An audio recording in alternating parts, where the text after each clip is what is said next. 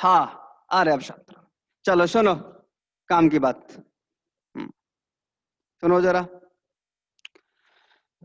ये क्या हुआ, गैस के जो पार्टिकल है उसका जो माध्य मुक्त पथ आया lambda equal to 1/√2 n pi d square, ये वैल्यू आ गया। अब अपन क्या करते हैं, अपन जरा इस माध्य मुक्त पथ की दाब पर, ताप पर, घनत्व पर निर्भरता के बारे में बात करते हैं कि दाब के साथ कैसे व्यवहार करता है, घनत्व के साथ कैसे व्यवहार करता है, टेम्परेचर के साथ कैसे व्यवहार करता है, जरा उसके बारे में थोड़ा सा डिस्कस करते हैं।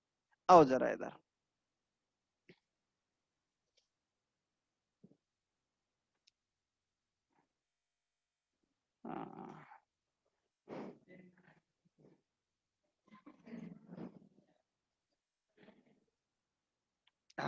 सुनो जरा, देखो लैम्बडा का वैल्यू क्या है, ये याद होना चाहिए तुम्हें, 1/√2 n पाई डी स्क्वायर। ठीक है, चलो आओ जरा इधर।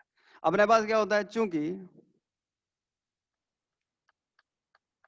PV equal to R T, ये क्या होता है, आदर्श गैस समीकरण।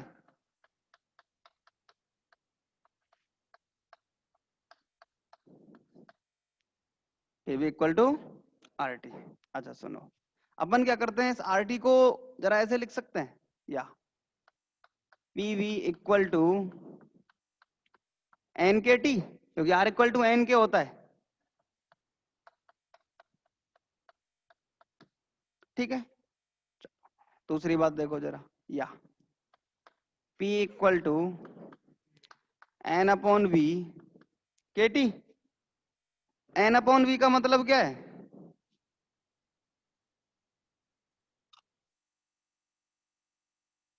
अगर v का मान इकाई कर दें तो इकाई आयतन में अणुओं की संख्या नहीं हो जाएगी। ये वैल्यू क्या है, n है। n अपॉन वी का मतलब एकांक आयतन में अणुओं की संख्या है, यही तो है n का मान, एकांक आयतन में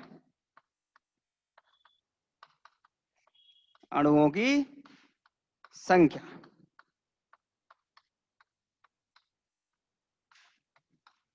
चलो काम चलेगा। चलो अब जरा देखो, इसलिए p का वैल्यू क्या आ गया, p इक्वल टू एन के टी। n का वैल्यू निकाल लो, n इक्वल टू, इसलिए लैम्बडा इक्वल टू 1/√2 p, के टी ऊपर पहुंच जाएगा, के टी पाई डी स्क्वायर। ठीक है, चलो इसका मतलब लैम्बडा प्रोपोर्शनल हो गया टी के, और लैम्बडा प्रोपोर्शनल हो गया 1/,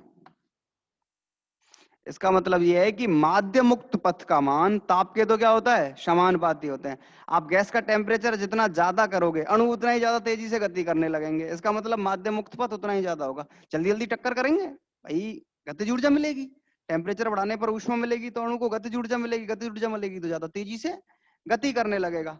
दूसरी बात, लैम्बडा प्रोपोर्शनल है 1/p के, अगर दाब का मान बढ़ाया आपने गैस पर तो मुक्त पथ का मान, क्योंकि दाब लगाओगे बाहर से तो अणु की गति रुक जाएगी, और गति रुक जाएगी तो माध्य मुक्त पथ का मान कम आएगा। जरा आगे एक और बात करते हैं। चलो अपन क्या कर रहे थे, अपन ऐसे मान लेते हैं, माना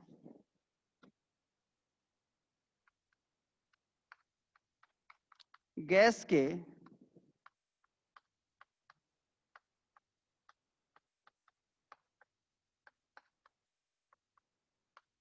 एक अणु का द्रव्यमान m है। गैस के एक अणु का द्रव्यमान क्या है, m है। अच्छा, इकाई आयतन में अणुओं की संख्या कितनी है,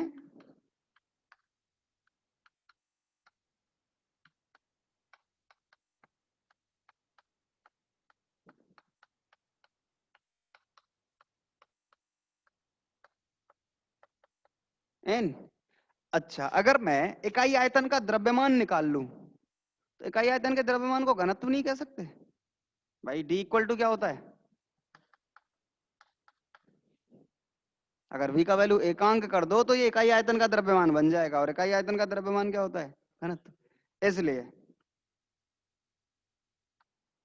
घनत्व इक्वल टू, और उसको रो से डिनोट कर लेते हैं अपन, रो इक्वल टू क्या होगा, mn। तो n का वैल्यू क्या होगा, रो बाई m, जरा वैल्यू रख दो। इसलिए lambda equal to 1/√2 rho m pi d square. चलो,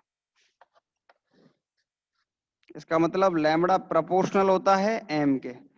जिसका अणु का घनत्व अगर ज्यादा होगा तो इसका मतलब माध्य मुक्त पथ का मान ज्यादा होगा, और लैम्बडा प्रोपोर्शनल होता है 1/ρ के। अगर घनत्व ज्यादा है तो माध्य मुक्त पथ का मान क्या हो जाएगा, कम हो जाएगा। तो अपन माध्य मुक्त पथ की ताप पर, दाब पर, द्रव्यमान पर और घनत्व पर निर्भरता के बारे में बात कर रहे हैं। तो अपने पास जो रिजल्ट है वो क्या मिला, माध्य मुक्त पथ का जो मान है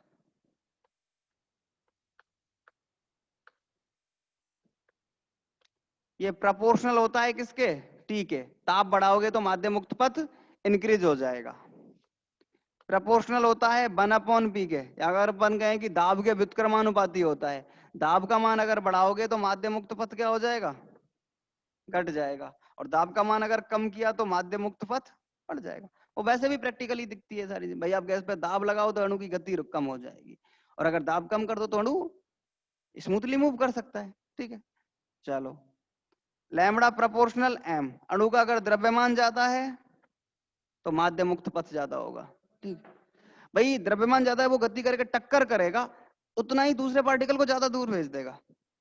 भाई एक तो तेरे पे ट्रक से टक्कर लगे, एक तरह साइकिल से टक्कर लगे, बता तेजी से कहां जाएगा। अच्छा, चौथी चीज सुनो, लैम्बडा प्रोपोर्शनल होता है 1/ρ के। अगर रो का वैल्यू बढ़ाओगे तो लैम्बडा का वैल्यू कम हो जाएगा, रो का वैल्यू कम करोगे तो लैम्बडा का वैल्यू बढ़ जाएगा। ये चार चीजें अपने पास माध्य मुक्त पथ से आती हैं। ठीक है, देखो जरा फटाफट से ये बात, फिर अपन आगे बात करेंगे।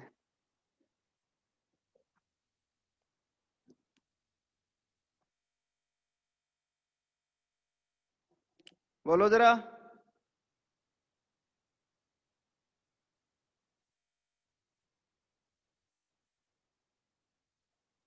हाँ, चलो आगे बात सुनो। अगला टॉपिक है अपने पास माध्य मुक्त पथों का वितरण।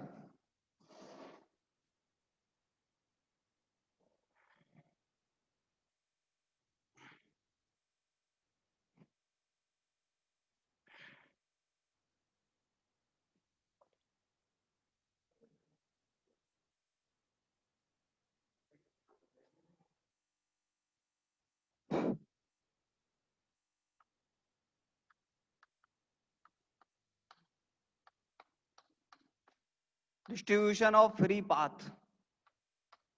देखो मतलब क्या है मुक्त पथों के वितरण से, जरा समझो काम की चीज।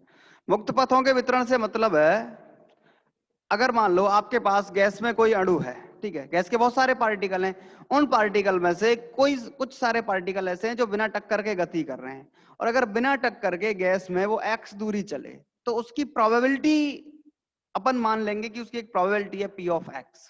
मीन्स गैस के अणु के बिना टकराए चली गई गति। अब ऐसा तो नहीं है कि सारे के सारे अणु ही टक्कर करें या सारे के सारे अणु बिना टक्कर के रह जाएं। कुछ पार्टिकल टक्कर भी करेंगे और कुछ बिना टक्कर के भी। भाई भीड़ भाड़ जब होती है तो कुछ पार्टिकल तो टकरा के इधर उधर हो जाते हैं और कुछ पार्टिकल निकल जाते हैं बिना टक्कर के। जैसे क्लास में 100 बच्चे हैं, 100 की 100 पास थोड़ी होते हैं, फिर फेल भी तो होते हैं। अब ये बात अलग है कि बार कोरोना था तो सब पास हो गए, ये एक्सेप्शनल केस है, ये अपवाद की स्थिति है। ये तो एक्सेप्शनल केस है कि भाई सारे के सारे, तो वही वाली बात। तो अपन मान लेते हैं, माना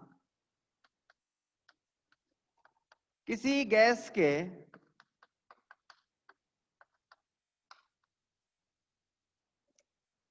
प्रारंभिक अवस्था में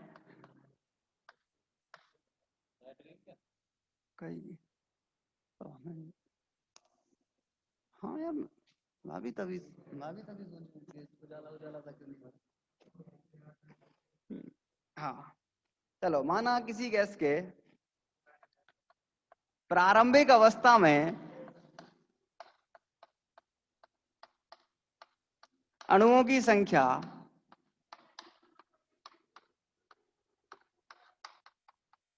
n0 है। ये प्रारंभिक अवस्था की स्थिति है। यदि डीएन अणु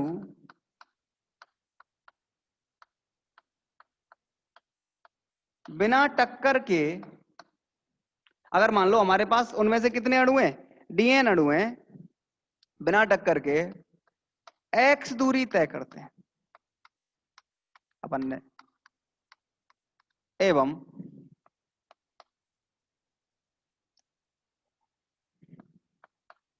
या फिर अतः, या फिर कुछ मानना पड़ेगा,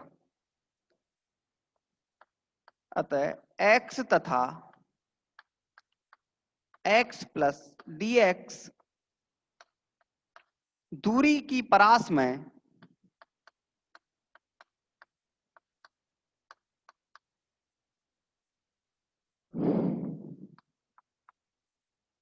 बिना टकराए गति करने वाले अणुओं की प्रायिकता मान लेते हैं px, प्रोबेबिलिटी ऑफ x।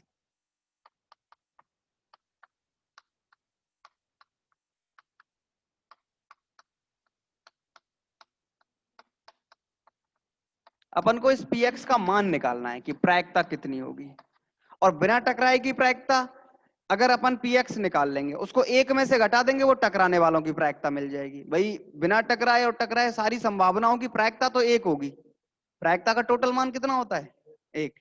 भाई कितनी पॉसिबिलिटी है और कितनी नहीं है, अगर दोनों को जोड़ दो तो टोटल तो एक आना चाहिए, उसको अपन मान लेते हैं p ऑफ x, ठीक है। इसलिए टक्कर करने वाले अणुओं की प्रायिकता कितनी होगी,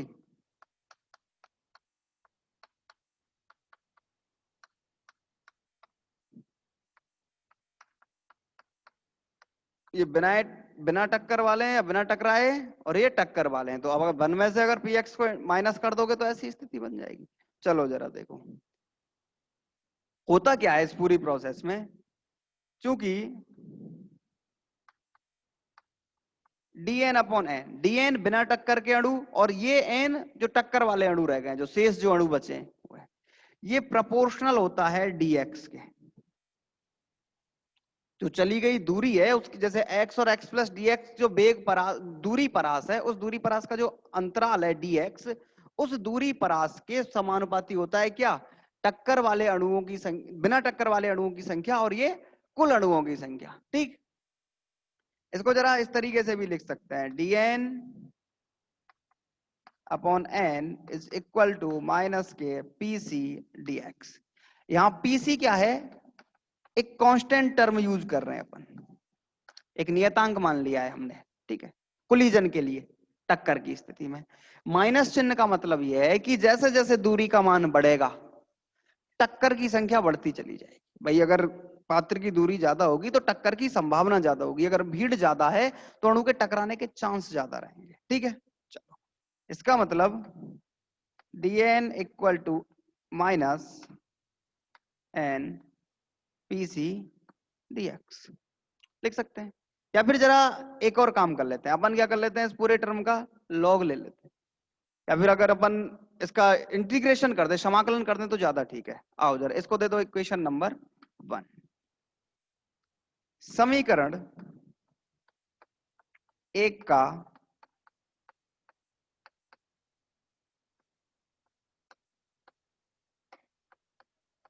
समाकलन करने पर इंटीग्रेशन करो, dn upon n is equal to integration minus k pc dx। ये क्या हो जाएगा, log n is equal to minus k pc x plus c। चलो एट x इक्वल टू 0, अगर x का वैल्यू क्या मान लें अपन, 0 मान लें, x का वैल्यू अगर 0 होगा तो इसका मतलब c इक्वल टू क्या आ जाएगा, log n, और उस वैल्यू को अपन लिख रहे हैं n नॉट, क्योंकि x इक्वल टू 0 प्रारंभिक स्थिति है। भाई x इक्वल टू 0 का मतलब अणु ने बिल्कुल दूरी चली ही नहीं है, प्रारंभिक अवस्था है। n क्या है, जब वो x दूरी चल लेता है तब अणुओं की संख्या है, जो शेष अणु बचे हैं बिना टक्कर, जो टक्कर के जो अणु हैं उनकी संख्या है, ये क्या है, बिना टक्कर वाले अणुओं की संख्या है। एन नॉट क्या है, प्रारंभिक अवस्था में अणुओं की संख्या है। तीनों चीज अलग अलग है। डीएन अणु बिना टक्कर के x दूरी चलेगा जब संख्या है, ठीक है। डीएन उन अणुओं की संख्या है जिन्होंने कोई टक्कर नहीं की है x दूरी चलने पर। एन उन अणुओं की संख्या है जिन्होंने टक्कर की है। और एन नॉट क्या है, प्रारंभिक अवस्था में अणुओं की संख्या है। अब x इक्वल टू 0 का मतलब अणु ने गति नहीं की। x इक्वल टू 0 का मतलब क्या है कि भाई पार्टिकल चले ही नहीं, और अगर दूरी कोई तय नहीं की है तो टक्कर ही नहीं करेगा, चुप रखा रहेगा। उस स्थिति में अणुओं की संख्या कितनी हो जाएगी, log n नॉट। जरा वैल्यू रख दो, log n is equal to minus k, ये c का वैल्यू आ गया ना, log n नॉट, हाँ, माइनस के P C X plus log n naught. जरा थोड़ा सा इसको सॉल्व करो। इसको अगर इधर लाओगे तो ये log n इधर आएगा तो माइनस, तो log n upon n naught हो जाएगा, इक्वल टू माइनस के P C X. Anti log ले लो, एंटी लॉग लेने पर क्या होगा, n upon n naught is equal to e की पावर माइनस के पी सी एक्स, ठीक है। तो n equal to n naught e की पावर माइनस के पी सी एक्स। इसका मतलब ये है कि जैसे जैसे x का वैल्यू बढ़ता है वैसे वैसे n का वैल्यू चर घातांकी रूप से क्या होता जाता है, कटता जाता है। इसका मतलब यही तो है भाई, जैसे जैसे आप लोग x का वैल्यू बढ़ाओगे वैसे वैसे n का मान चर घातांकी रूप से क्या होगा,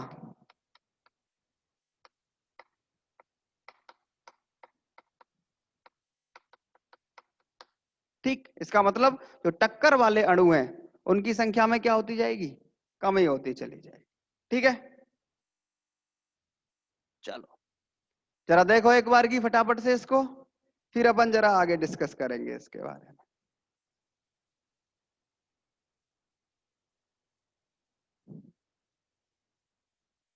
क्या दिख नहीं रहा लास्ट स्टेप, अच्छा ये पीसी प्लस एक्स, इसके अरे इसके बाद अपन ने कुछ नहीं लिखा, ये सी का वैल्यू रख दिया है बस यहाँ, और कुछ नहीं किया है। ये जो सी का वैल्यू है इस इक्वेशन में रखा है बस, log n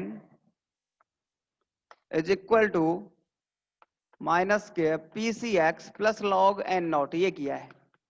आप लोग इसको इधर लाओ तो n upon n naught equal to क्या हो जाएगा, माइनस के पी सी एक्स, बस। तो ये माध्य मुक्त पथों के वितरण के लिए अपने पास एक इक्वेशन आया है, n equal to N naught e की पावर माइनस के पी सी एक्स। आगे इसकी जो प्रोसेस है वो कल डिस्कस करेंगे, ठीक है। आज के लिए इतना ही।